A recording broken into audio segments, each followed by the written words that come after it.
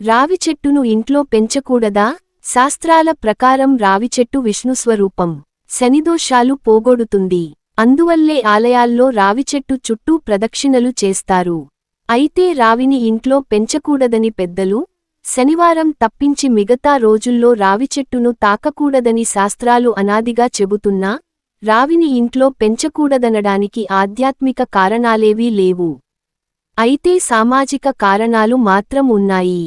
రావి చెట్టు చాలా కాలం ఉంటుంది. పైగా అది పెరిగే కొద్దీ దాని వేళ్లు భూమిలోపల చాలా దూరం బలంగా పాకుతాయి. దానివల్ల పునాదులు దెబ్బతిని ఇల్లు కూలిపోయే ప్రమాదం ఉంది. అలాగే రావి చెట్టు భారీ వృక్షంగా పెరుగుతుంది కాబట్టి వాటిమీద పక్షులు గూళ్లు కట్టి, గుడ్లు పెడతాయి. వాటికోసం పాములు వచ్చే ప్రమాదం కూడా ఉంది. అందుకే రావి చెట్టును ఇంట్లో పెంచవద్దని చెబుతారు. నిజానికి రావి చెట్టే కాదు, ఏ పెద్ద చెట్టును పెంచినా ఈ సమస్య వస్తుంది. అది మనం గమనించుకోవాలి.